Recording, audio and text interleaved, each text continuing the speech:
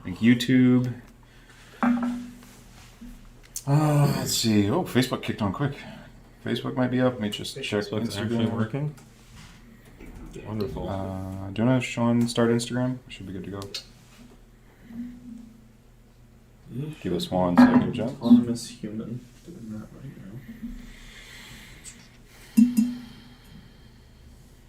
now. Natural intelligence at work. Yeah. Maybe. We'll find out. All right. Well, welcome everyone as you start to trickle in or see us. We're here. We are. There we go. This is the 034 Motorsport live chat. Welcome. I'm Javad Shadzi, and this is Nate Stewart. We're here to answer all your questions about all things 034 Motorsport. Anything you want to know about our products, about our history, about our philosophy, you're mad at us, you love us, please let us know and type your question or statement into the browser text field of your choice, and we will look at it. Promise we're not like Only on Snapchat or On anything Snapchat. like that. Do we want to do a moratorium on oil questions? oil questions. We just don't have to respond. We've answered so many oil questions about what oil should I run, so we probably shouldn't talk about that anymore.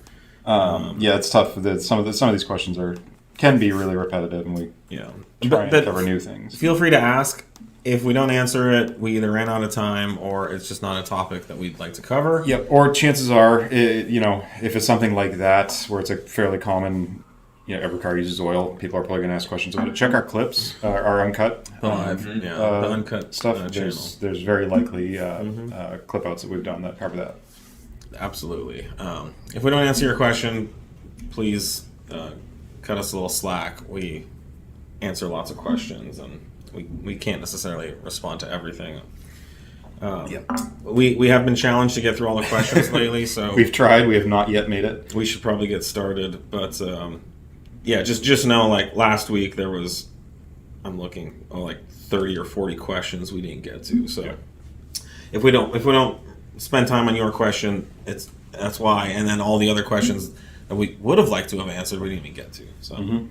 And we're really happy that there's so many questions. Thank you for being here and participating in this. All right, let's get started. Audi B9 RS5 Tune GPF OPF support. Why is it taking so long? Nate, how come everything just doesn't happen? It just doesn't happen on its own. Yeah, it's tough. It's just a matter of coordinating and working with. There's not a lot of them out there for starters. No, there's less out there that are up for. Or available in a situation where we can work with one of our partners to get it set up, and we can do the minimum effort we would need to be set up for to do remote calibration work. / we've been talking about doing international travel for doing calibration work for cars like this. So it's not a simple thing. We don't have them in the States, so it's not something we can just pick one up and work on easily. So there's a lot of stuff that goes into it, and it is a important but small number of cars, unfortunately. So it's not easy to come by, not easy to get set up in a state where we can work on a car for a calibration effort. And I know a lot of people are like, "Well, you can flash my car and I'll log it for you." That's very tough to do. These cars, we can't just use a car off the street. It's generally something we have to really solidly vet and test and validate that it is in proper functioning order in every aspect before we start calibrating, because that calibration then has to work on all of the other cars that, as intended. And if there's something off, if there's some minor boost leak here, there, somewhere, there's some, some modification we're not aware of, all of that adds up real quick. And it turns into a calibration that we can't trust. In general, the things that we do related to calibration are extremely difficult, very time-consuming. Just don't take for granted that this stuff's like super easy and you can just pump it out. The sun came unplugged. Oh no. Let's see. Really? There it goes. Hey, we got some more light here. Any update for MercRacing Whipple Supercharger? Yeah, we do. He mentioned it was being shipped our way imminently, so we should have something in our hands quite soon. Yeah. And Does it then, mean we have a tune? and then it'll be going on in a car here, and then we will be vetting the tuning process on it. The first step of many. So, and there's going to be a number of stages we're going to be working on with that. There will be likely probably a stock map sensor file. Then we'll move to a 3-bar map sensor file, and then we're going to be working on some other fueling stuff as well. So there's going to be quite a bit of activity around that. Yes. I have a 2014 Audi S4 tuned through 034 that's currently about 130,000 miles. What's important to look at if I'm planning on getting your lowering springs? Well, for the B8 chassis, control arms definitely is the big thing, especially the front control arms. The rears can wear out, but you want to inspect all the bushings on those. If you've never replaced your control arms, I'd strongly recommend doing that at the same time, which will save you labor by doing it while you're in there. and it's not just labor for the arms. It's your alignment has to be done afterward. After Either of those mods, so it makes a lot of sense to do. Also recommend looking at the strut mounts and bearings on that, which we have density versions of. And it can't hurt to do sway bar, either front and rear or rear alone while you're in there as well. But other than that, I don't think there's really much maintenance that you need to be concerned about. So, that'll be great. Yep. And if you don't have like sway bars and things, and I don't know if you mentioned that, they complement the spring set really well on the B8. Yeah, really nice. If I install your transmission mount insert on my B9 S5, will it eat up the stock mount? Nope. No. I'm not sure if that's something someone said, but that's not actually what happens. Our transmission mount inserts enjoy a zero diet. They're very, very efficient. They require no calories at all. Yep. But no, that the insert doesn't add any additional wear to anything. It just simply fills the void. And in fact, we're not here to say this, but I think if you did a long-term study, it would probably show that the insert actually lengthens the life of the transmission. I was actually going to say the same thing. Is everything we've seen is it's if you take rubber, you take a rubber band and you stretch it to its extent, just time and time and time again, and then you take that same rubber band and you only stretch it just a fraction of what it's capable of stretching or compressing to. The one that you move a lot less over time is going to last a lot longer, and that's kind of the same thing that's happening with these mounts and inserts. Not cars, but I hope y'all would consider making a Rumble account and going live there as well. It would be nice to be able to listen live, but have my phone locked. Rumble allows that for mobile. This is not YouTube. This is not Rumble, this is Rumble? You can do that with YouTube on both Android and iPhone too. You lock it and it'll stop, and then you hit your lock screen again, and you'll have a little play button. So yes, you can. Maybe you have to pay for premium. You can do that. Ooh, that's a good point on premium. I think that's not a free thing. Now that I think about it, Is Rumble free? Rumble is free. It's also, What is it? It's the patriotic app. It's the one that when you cancel Google and say you're too. It's a video streaming app. Yeah, or? it's another social media platform. But we would have to stream to It would be another platform. Yeah, that's what I was wondering. Very unlikely. Yeah, so unfortunately that's not happening. We cannot stream to any more, but we already streamed to 3 at the same time, and it's we could have literally released mobile tuning 2 years ago if Nate didn't spend time figuring out how to stream to 3 apps at once. Which, as far as I know, no one does, and no one knows how to do so. Well, at least in our circles, but I mean I got to rebuild this streaming PC this week too. Yeah. Let me jump down to some of these other questions. Upgraded my B9.5 RS5 to TTE720 E60 file last week. Redstar catless downpipes and Milltek resonated exhaust. No rasp at all. Would never know the cats are gone. Absolutely love it. Great tuning. Great to hear you're happy. The cats technically aren't gone. You do have cats, but they're just smaller ones or less restrictive ones. I hope you think the car's fast, because I'm sure it's fucking fast. Yes, 720 is no joke. With all those mods on E60, that's face melting. B8.5 S4, 6-speed owner here, and want to get into a B9.5. Drove one last week and felt the trans was sloppy with shifting quality, response to the paddle, and rev matching. How much do the TCU tunes help? They definitely help quite a bit, especially on the upshift quality and snappiness, you could say. Downshift is maybe a little bit quicker. It's not a DSG. It's not a manual. Yeah. So there's a little more going on for the auto trans to rev match and downshift, but it's definitely a lot quicker once tuned. I think there's a couple factors at play. One, the DSG is just better. Well, he's coming from a manual, so Oh, it's a manual. Okay.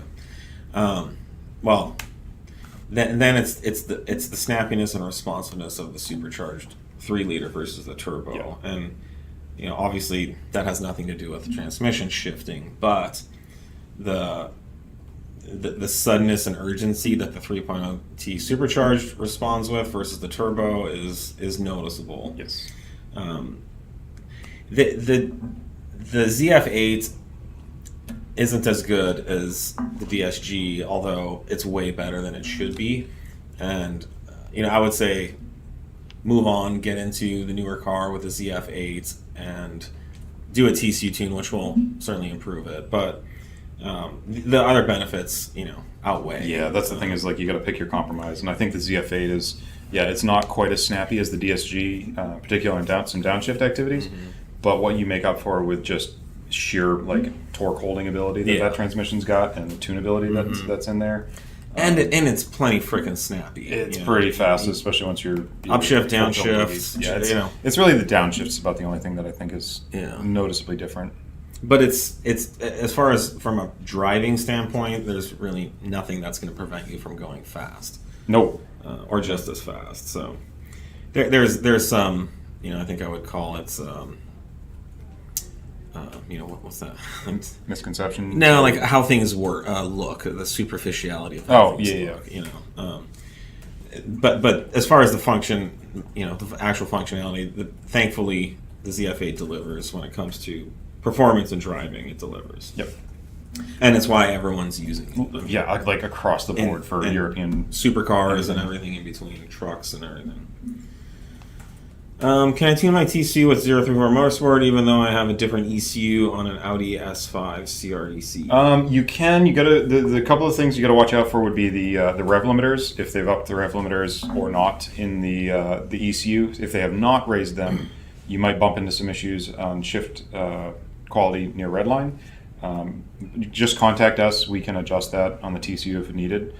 We will upload a stock rev limiter TCU file for you.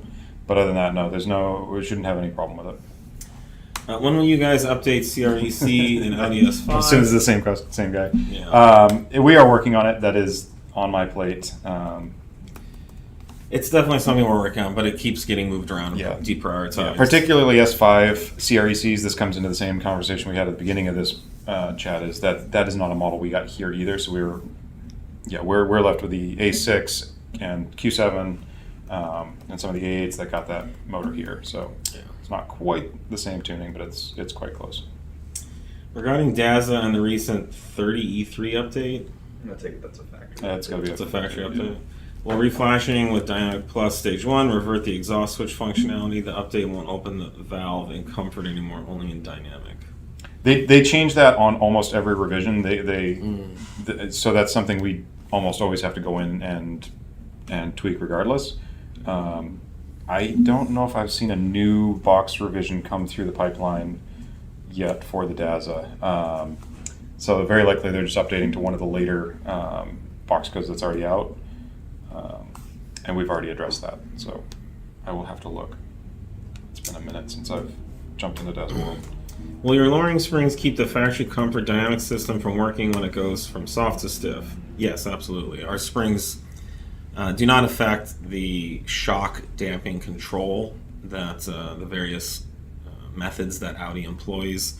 When it comes to a suspension, the spring does one thing and the damper does another.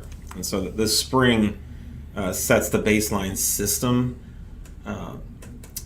the stiffness of the oscillating system, and then the damper keeps that oscillating system in control or keeps it from excessive oscillating. So when the suspension encounters a bump, the stiffness of the spring reacts to that road irregularity. but the spring would then go into a cycle of oscillation after being excited, and the damper counteracts that and slows that down. So the spring does one thing, the damper does another, and thanks to that idea or concept, you can increase the stiffness of the spring, and you can still control the stiffness of the shock or damper separately. So no issues there, and our springs are designed to work with the factory shocks and damping system. Any progress on support for MQB 8V83 IS38 turbo? Basically, they have several cars with 034, but can't stand their A3 with APR. On the IS38. It's still in the mix, and we don't have a release date, but again, it is something that we're working on and we'd like to do, and eventually we'll release, but it just keeps getting moved around and reprioritized. So hang in there. No promises on when or what exactly, but yes, we're working on that.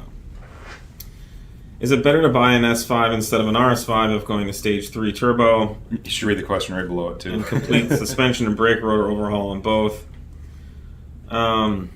There's no right answer here. The 3.0T in the S5 can produce about the same amount of power as the 2.9T in the RS5. Both cars can go high nines.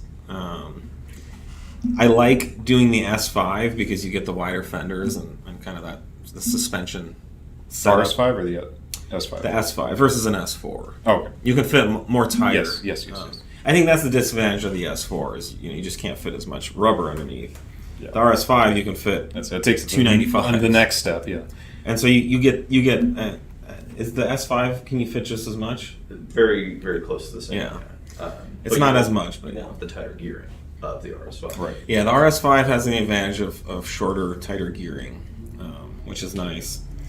And then the RS5 is an RS5, so the car is, has some more. More RS5y. Yeah, it has Dash flash. more aggressive body work. There are some other features, but and then you can upgrade the brakes and suspension on the S5, which you're gonna kind of end up doing on the RS5 anyway. It is a tough sell. The RS5 Premium over the S5 is kind of not a lot to it. There's absolutely no right answer. Either option can be justified with kind of the same types of trade-offs. If the S5 was like 20,000 cheaper than the RS5, that would be a no-brainer. But I don't think they are. They're mid-teens difference, I think. Yeah, 10, 15. So then you can think about what you can do with 10 or 15 Right. grand. That's the real question.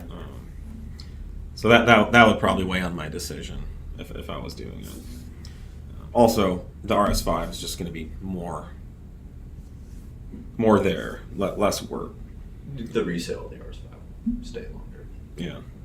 If you had to bet on a quarter-mile race, who are you putting money on? Both are on DR2s, S4 with 810 or RS5 with the 720s. It's going to be close, and it's depending on perhaps the S4 like we just talked. The RS5 will have a little advantage with tire selections, but DR2s you're not really running a very wide tire anyway. I would say, given how easily we went 9 with the RS5, I think it's going to be easier to money do on it on the that. RS5 with Yeah. the same equivalent prep. yeah. I think the S4 is going to have a better day than the RS5. Yeah. All the stars have to be more in alignment. Yep. The RS5 does it more easily and consistently. When having a stage 1 or 2, is it okay to keep cruise switch on at all times for fans to constantly run? Yep. There's no harm in it. It's going to run your fans more. For the B8.5 S4. It's only when you come to a stop. Your fans aren't sitting there cranking the whole time you're trying to turbine you down the road. It's only when you're below like 5 or 10 kph. Would you guys spend the extra 20 grand for a B9 over a B8.5 S4? Oh man, those are. Depends what you want to do. If you want a really nice, street car with 400 some horsepower, then the B8.5 is a great option. If you want 700 horsepower you're just not going to be able to do that in a B8. The B9 is newer, nicer, more creature comforts, better tech, better integration with tech. So those are kind of your choices, and you got to decide. But I think the B8.5 is an amazing value for what you get at this point. Sony has a B8. I don't know if it's a B8.5 or not. 5. Yeah. Is Oh, it? wait. Yeah, he has a five. Yeah, The one his son's driving now. Yeah. And I borrowed that one night, and I was just shocked at how good the car was. I mean, it was nice. It had all our stuff on it. It handled great. It was fast. So yeah. There's really no right answer here. Bought the 2-piece rotors for the SQ5. They perform awesome. Just squeal bad once warm. I really have to say that any kind of brake squealing is from the pads. I don't think. I mean, none of the cars I drive with our rotors squeal. Yeah. So it really depends on what pad you have. Pads can make stock brake squeal. Brake squeal is a thing, right? And service, any service department, any auto repair shop, they're going to spend a lot of time dealing with customer complaints on brake squealing. So I know our rotors are correlated to the squealing, but I really think it's probably your pads. So it'd be interesting if they're listening. Let us know what pads you're running. We don't get reports of squealing. No, there's some brake rotor sound that's induced from the J hooks and J slots, and possibly from the 2-piece nature of the rotor. But yeah, no, not squealing. Any insights on California smog certs with Stage 1 tunes? Detune to stock. Apparently they're cracking down on all tuning, even if detuned via flash counts, etc. I have not seen or heard of that, other than some forum. I think they should go back and watch the statement I made whenever that was, That was a year ago. 6 to 12 months ago. There's a lot of hysteria online, just like in all things right now, politics or otherwise. People like to kind of there's a lot of opportunity for some people to generate outrage online about a range of topics, including just about anything. It could be from people's sexual preferences, which are really no one's business, to all the way to like car modifications and the state of California and all this stuff. There's obviously, the state of California is obviously the most strict state in the country and has led smog laws and regulations in the U.S. since the 70s, which other states continue to adopt, and the federal government continues to adopt. There have been some efforts by the state of California to take enforcement further, which include scanning ECUs to see if the factory code has been modified in any way. Yeah. And in cases where there are carb exemptions, like we have for our 3.0 T-tunes and our 2.0 T-tunes, our supercharged 3.0 T-tunes, and we will have for our B9 3.0 T-tunes, then those files that are smog exempt can be run through a smog test and they will pass. Yep. So, you can, you don't say what car you have, but if you have one of our smog exempt files, you can confidently go get your car smogged. If you don't, you can flash your car back to stock, which you can do with any file. When you leave the racetrack, you can flash back to stock and go get smogged. But I'm not aware of the state of California checking flash counts. No, that would be a tough one, because you can literally sit there and reflash UC with stock software as many times as you want, and that counter's going to increment. It doesn't mean there's anything. The flash counter has no impact on what was or is on the ECU. Yeah, that's something that dealerships are doing. So maybe that's getting confused with the dealerships are cracking down on warranty, which is a totally different topic. And even I think that's been overblown. Even that I know people mention that, but it's a metric that's there that some people can look at, but I don't know if I've heard specifically where some dealership has said that your flash counter is why your warranty is null and void. I'm certain it's probably come up. But. Yeah, we as a company were founded in the state of California. We have been navigating these smog regulations since we started. We tune dozens of cars locally here each week legally, and we also have thousands and thousands of customers in California who have smog legal tuning options through us. So yeah, there's plenty of opportunity to tune your car and to do this, and the reality is we haven't really seen performance be degraded by any of this. In fact, the horsepower numbers keep going up. No, we're in a really fortunate time right now where stage one, a carb legal stage one file is going to give you the same power, across the board. So you take a smog legal stage one B8 S4 that has about 400. Whatever the stage one. I mean, you can get those to over 400 horsepower. Good luck building a B5 S4 that's smog legal.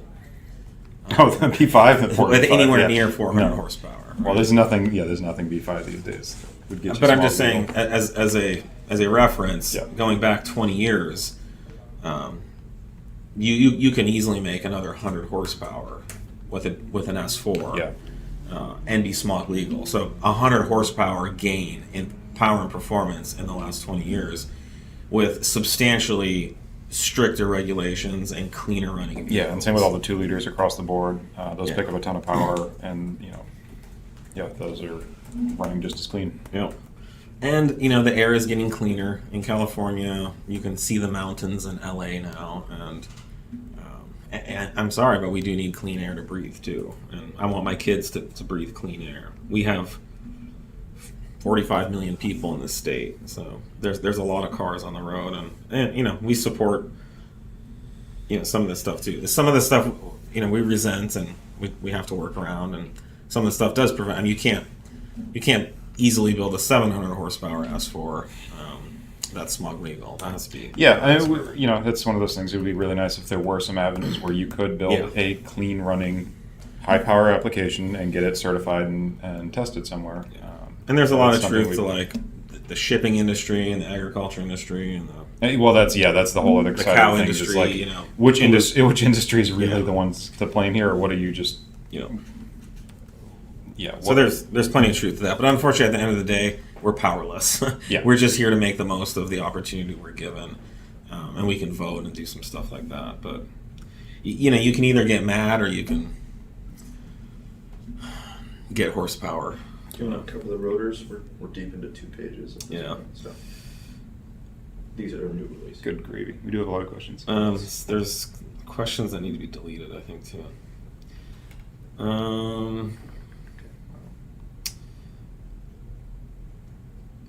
many questions. Do you want to talk about the brake rotor rules? Yeah, I guess we can do that.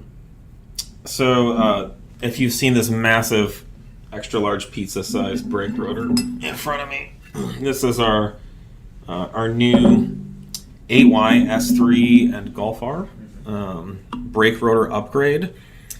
So let's see, this takes the factory rotor from 357 to 375 with some serious thickness, and we accomplish that by providing a new caliper carrier, which moves the factory caliper out to accommodate the new larger diameter rotor. And this all bolts up to the factory front steering knuckle and gives you much bigger braking with more thermal capacity, with improved cooling. Properly directionally vaned cooling. Same thickness as stock. You can't make it any thicker, and thankfully the stock rotor is very thick already. And we offer this in red calipers or blue. So a lot of the Golf Rs come with blue calipers, the S3s come with red. Or you can even like mix it up and do red and blue. There you go. Crayola package. Exactly. So these are in stock, ready to ship, live on the website currently. And they also are lightweight construction. So despite being substantially bigger by almost an inch, they're actually 1.3 pounds lighter than stock. So that's huge when it comes to unsprung weight. That means your suspension is going to react and function with better agility. Your dampers have to work a lot less. You're not throwing that extra mass up in the air when you're hitting a bump. Yeah, 1 pound's a nice saving Per corner, yeah. per wheel. Yeah. So let us know if you have any questions about that. Yeah. And then we've got rears. And we've got rears to go along with that too. So there's a 355 millimeter rear upgrade from 310. Right. Yeah. It's roughly the same weight drop as well. It's about 1.5 pounds. So, yep. Yeah. Cool. And these fit with factory wheels. Yes. Yeah. So the factory wheels are 19s. Correct. Yeah. So they'll fit with 19-inch or bigger. And we have fitted under an 18. And some 18s will also fit. So yeah. It's a lot of brake. Can I upgrade the stock Mark 7 GTI brake rotor to a bigger one without changing the standard caliper? Well, it would have to be a similar process to this, where you would need to at least move the carrier out, and then it does depend on pad design and pad shape as to how big makes sense on basically the annulus of the rotor here. We have that for the rear, but for a Mark 7 we do not have that for the fronts. We do have a rotor upgrade, right? In the rear. In Just the stock size. and the stock front rotor. Yeah. And then we have the big brake kit and stuff. We could do something like this for the Mark 7. I feel like we haven't less had a demand ton for of that. requests for it. Yeah. Yeah. So it's crazy too. I mean, this is just this year 2000 me is like blown away by how big brake rotors are now. Yeah, I put 330s on my old That was like twin turbo that was- V8 Audi 90. I was like, oh my god, I got big brakes in this thing. If you had 330s in the year 2000, there was like 20 guys at the track, all standing around the front of your car, like all Yeah, going the I size was of the like brake rotor. grafting in these Porsche Boxster calipers and all this other stuff to make it work. I have a C7A6 Stage 2 dual pulley stock trans tune. Will I notice a night and day difference in the ZF8 tune coming versus stock? Kind of same question. It's pretty night and day. Yeah, I mean the shift speeds are noticeably higher or faster. The shift points are definitely noticeably higher. So yeah, you end up with a lot more, especially on the supercharged car. All that peak power gain is right at the top of the rev band. So yeah, you should certainly notice some more go and some quicker shifts for sure. Hey guys, sent in email pics with cat cam B8 sitting next to B8.5 for reference. You guys still think you can make the cat cams kit work for the B8.5? We're working on it. Yeah. Yeah, just hang in there. It's something we're working on. We didn't get as much done on it last week as we'd liked, so we'll make sure to get something out to you guys this week on exactly what the solution will be. But You can put that question back. there definitely will be a solution. At 034 Motorsport team, loving my Stage 3 TTE810. Can you advise on acceptable oil temp? Any suggestions for keeping this bad boy cooler? I don't know. In general, I think people get too worked up about oil temps. It's tricky. Yeah, I mean, oil temps. It goes hand in hand with coolant temps. Generally, if you're really getting some toasty oil temps, your coolant temps are also going to be of concern. Where it's a shared system on these. I mean, on track, I think I want to say like 270 is about what we're seeing thereabouts on track on most of these. Yeah. Above that, yeah, you're probably going to start seeing coolant temp issues as well anyway. Yeah, it's tough. It's going to really depend on the track, the environment, how you're driving it. Okay, let's start cracking these. We don't have a lot right now for dropping those. Someone's asking about a tuning app. We're still working on it. It's coming along, right? Oh yeah. We don't have a release date, but No, we're working on it every day. getting all kinds of fun stuff in there right now. That's definitely one of these top priority projects that's getting a lot of attention. How much more estimated power will come with Stage 2 Mark 8? Golf R 8Y. Yeah, it's not huge. We're not seeing a lot no, from our we're- stage 1, which makes a ton of From our stage 1, we pulled a bunch of power out of that, or we were able to make a lot of power with the stage 1. And the stock catalyst isn't that restrictive at these power levels, at all. So, we're not seeing a huge gain on 2. So, nope, not a lot in there. I'd say stage 1 is basically where it's at for that car. Will ECU Stage 1 Plus on B9 S4 make more pops on stock downpipe?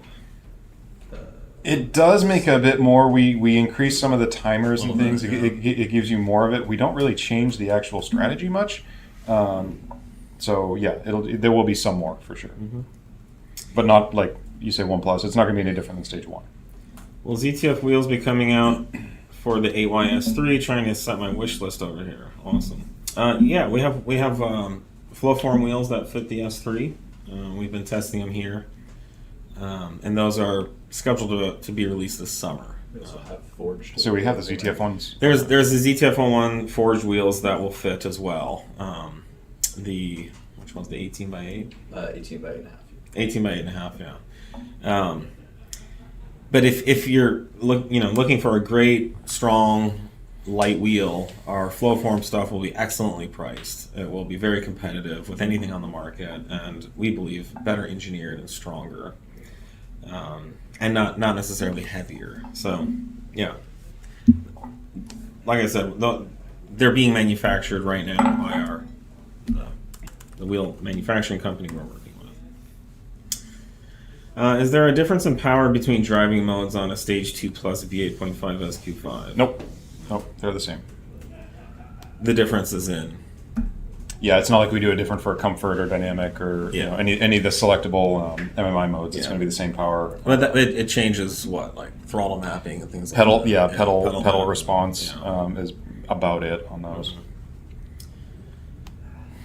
Could the B9 S5 push more than 600 wheel in 93? No, 85 in Canada.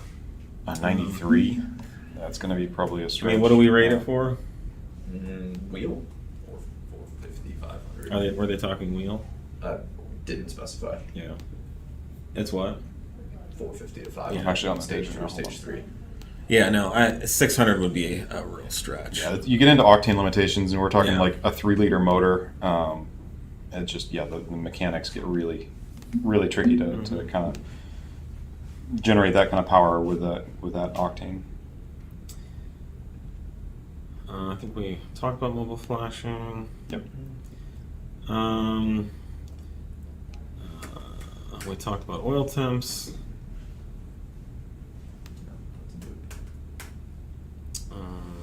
Stage 3 B9.5 2021 S4, and the kickdown still happens when in manual mode. I thought this was disabled. My 2018 S4 didn't do this. Is this expected in the B9.5? No. Emails. Email us if you have any questions like that. Tuning. Email tuning at, and we will take a look as to why you still have a kickdown on there. Will a 2-step tune with test pipes damage a catted downpipe on B8.5 S4?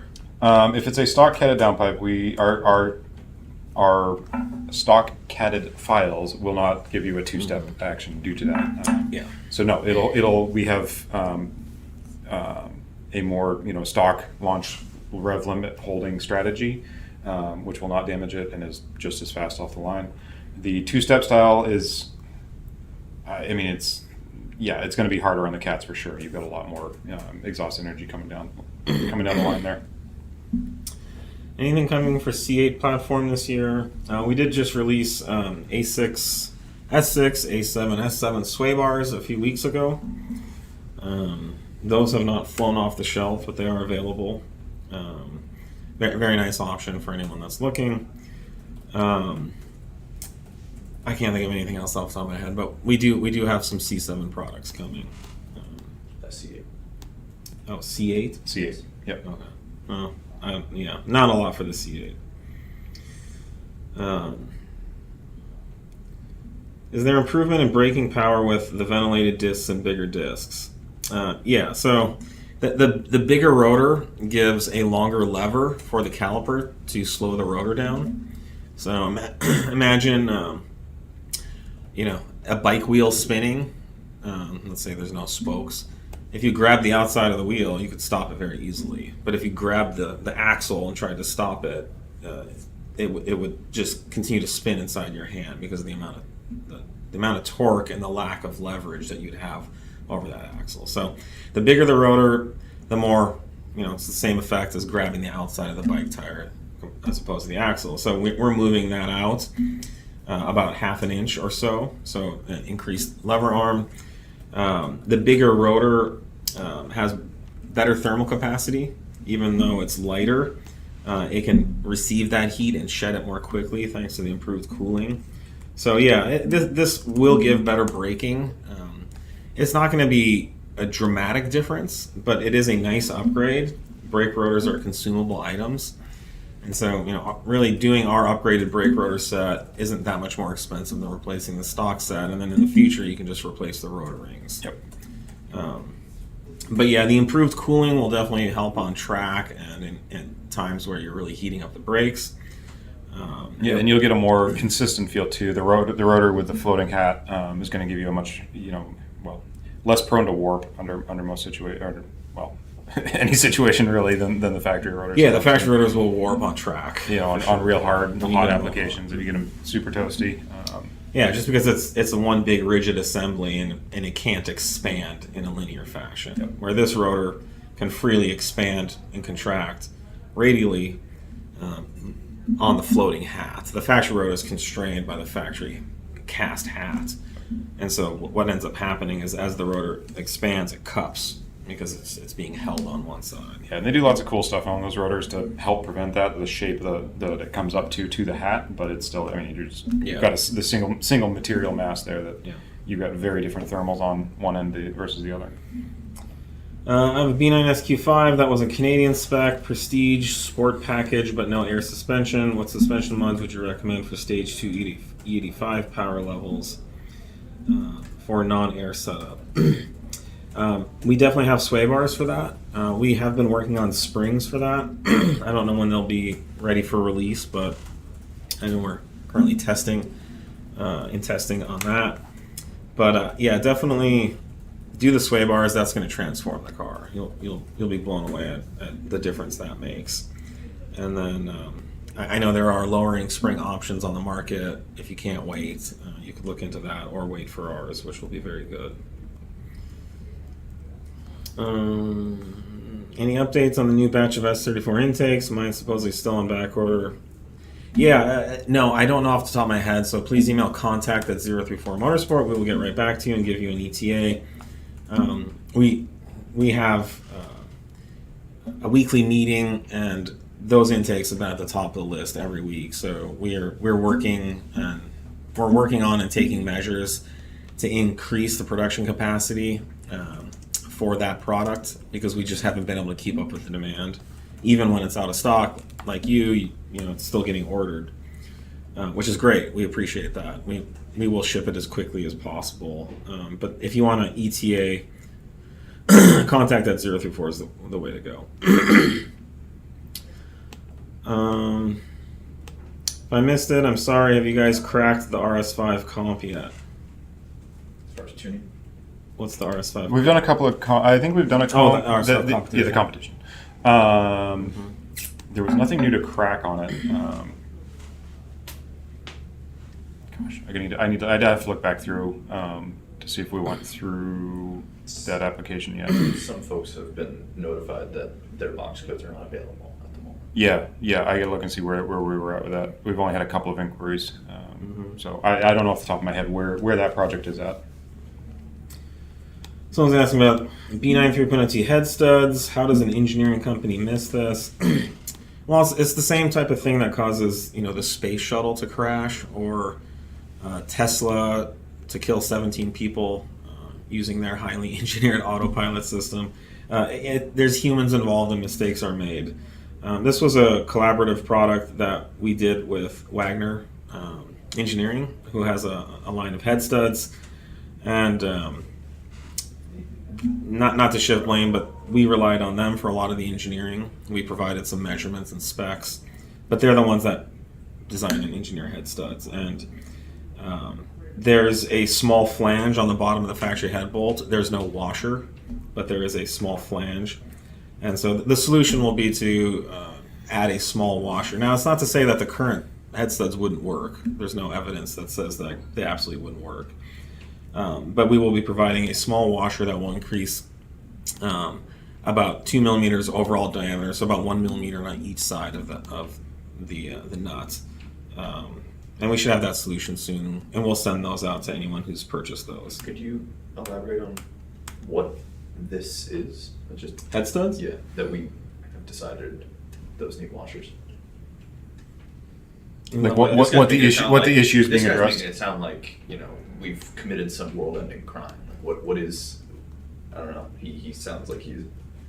Oh, it's really not that big of a deal. Yeah. Like the current product, the way it is, could have been used just fine. In order to match, you know, because we don't have the opportunity to do long-term testing and determine whether the current solution is really the best long-term solution, we're going to add the washer so we duplicate what the factory, head bolt has. But yeah, it's a pretty small tweak.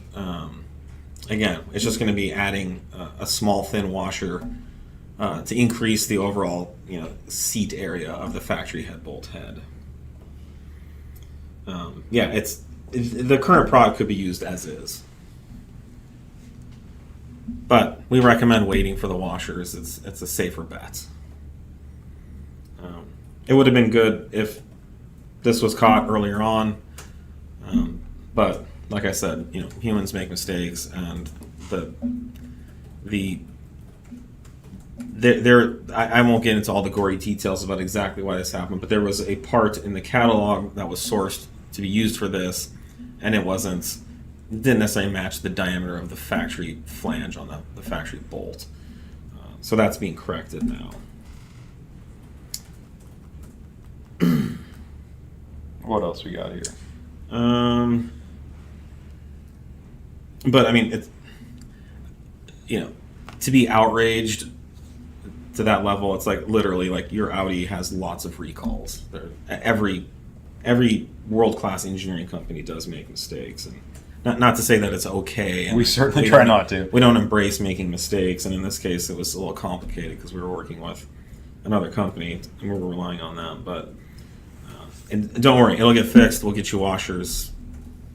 Everything will be fine. Do I need a heat exchanger before I go stage 1 for B8.5? You don't need it. It is highly recommended for any of the supercharged cars. They need all the help they can get to definitely recommend it. Cool the intake temps. Mm-hmm. You also didn't need that hamburger you ate last night, but sure was delicious. Are you planning on doing headers for the S4 B8 B8.5? No. No. They do not need it. There are some headers on the market that there's zero improvement or gain. And these are supposedly well engineered as well, and they actually look really cool. Yeah, forced induction motors don't really, behave the same with the increases in pulse scavenging and whatnot you can get out of headers. You've got a fixed device that's cramming air down the motor. No, any kind of questions about inventory status or updates, please email contact at 034. We don't have a rolling record in our heads right now of our current inventory stock. No, I mean, we have over 1,000 different products, and there's an ERP system that manages that. So if you email contact, they have all that information at their fingertips, and they can run those reports. Any news on the Pier 750 tune and also the new intake for the B9 S4 S5? Yes, we're currently working on the Pier 750 tune, Mm-hmm. so Yep. that's coming, and the new intake is in production, and I think we'll be releasing that soon, hopefully in the next few weeks. So stay tuned for that. Did you see this one? Which one? No, you can scroll up a bit. Evan Light, you guys look great though. So can you rectify the tightness in my pants? There is a solution to that tightness, sir. Yes. Unzip. Just actually, yeah, I guess there's more. There's quite a few you can solutions. unzip. There's some things you can do, and then within about 3 or 4 seconds, you will feel relief. From what I've been told. So, You can search the internet for it. The brake improvements and brake one we've done. Okay, just answer. We already did it.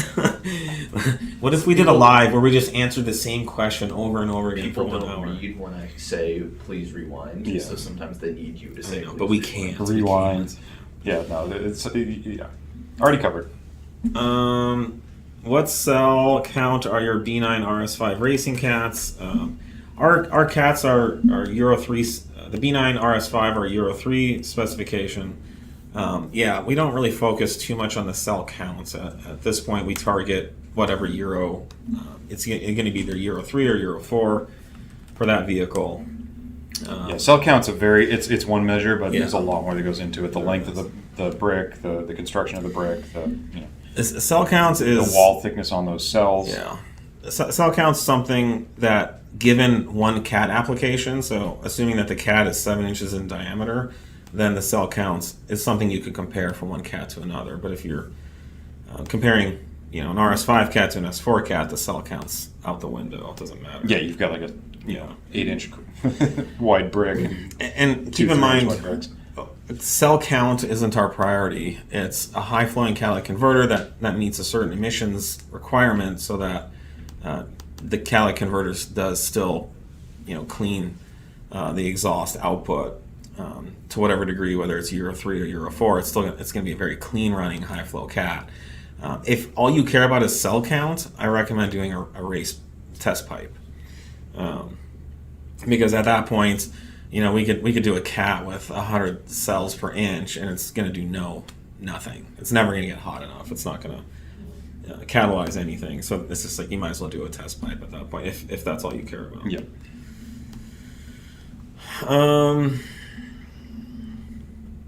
Anything we should jump on? There's a question here. So with the Mark 8R, is it fueling that's maxed out or turbo? Primarily, it's turbo. We're just out of airflow.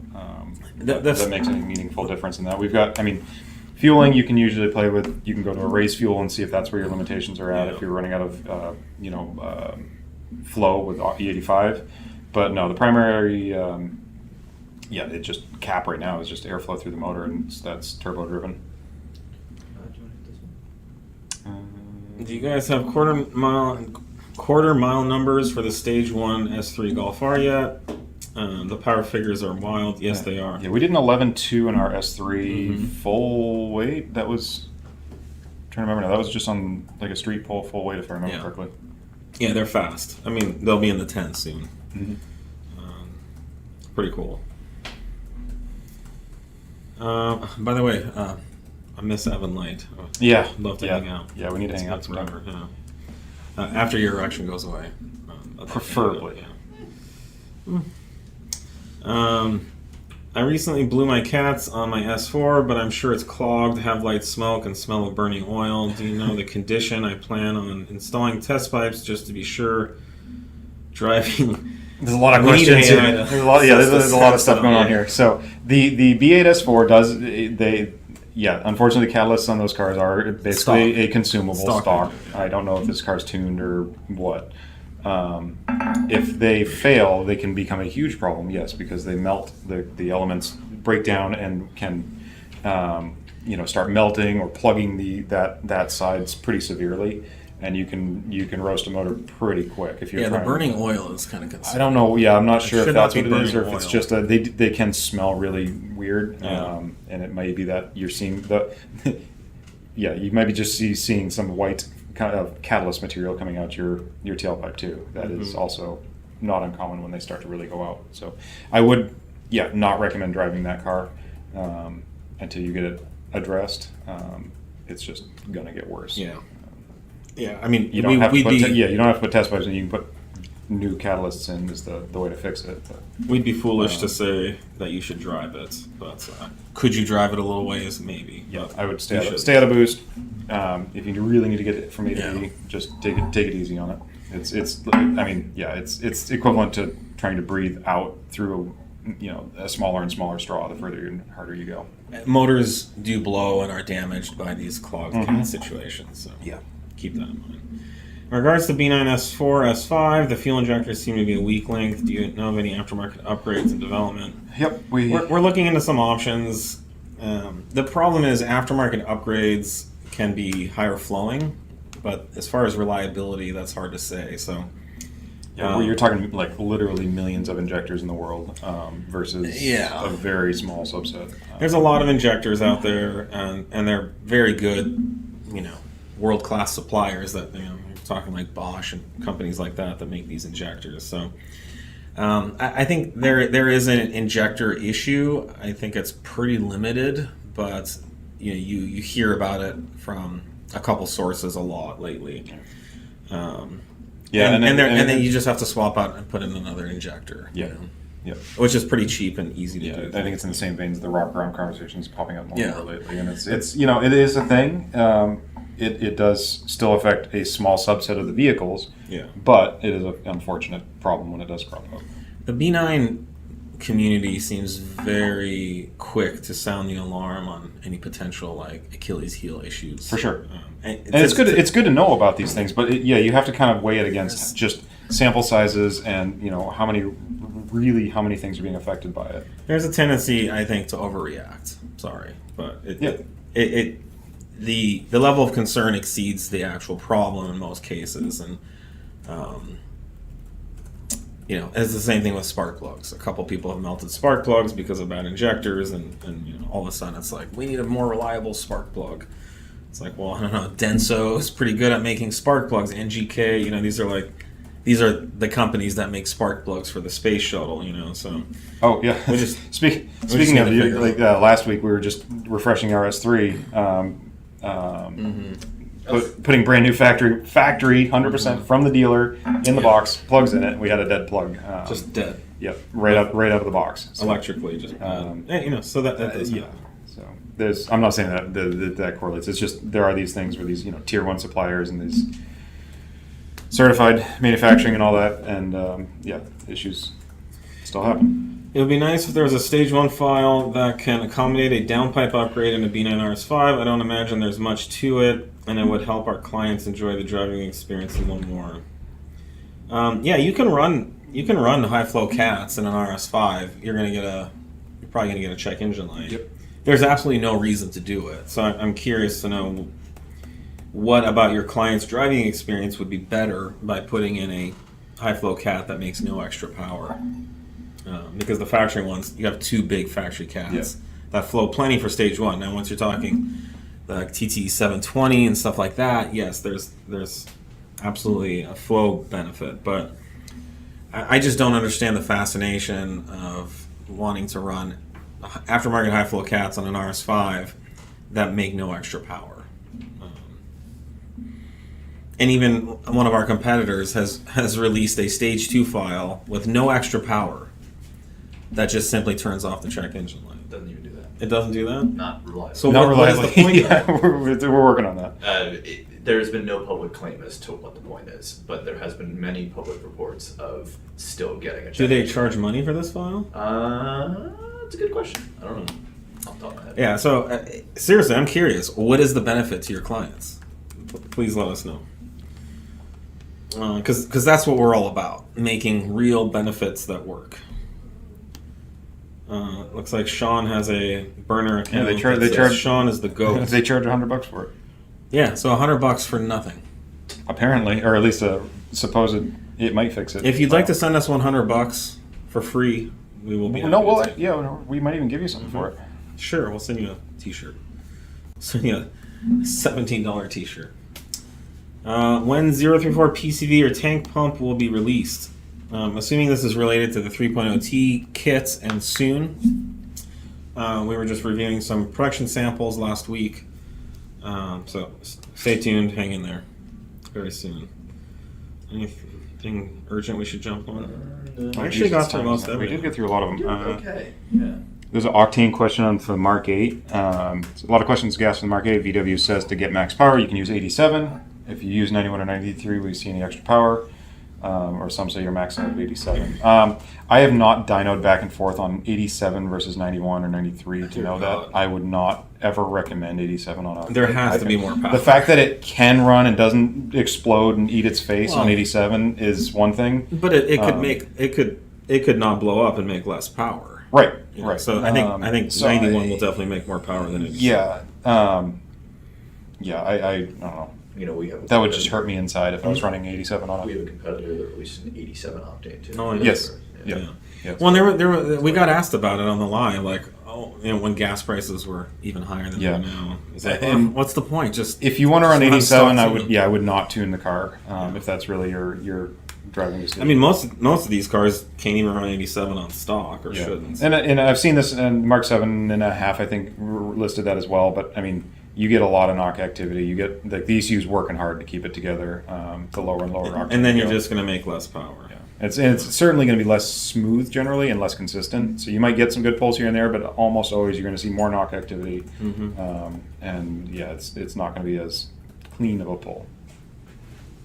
I think we're We're out of time. It's up to Nate, like when we have to turn off. Oh, it's up to me? it is kind of up to date. Usually, yeah. There are still more questions flowing. Yeah, there's through, yeah. Sorry guys, we I can't. mean, we could go all day. We could just keep trickling this through the whole day, but no, I think we got through a chunk of them here. So, all right, Thanks guys. for joining us, everybody. Once again, I think we'll be back next week.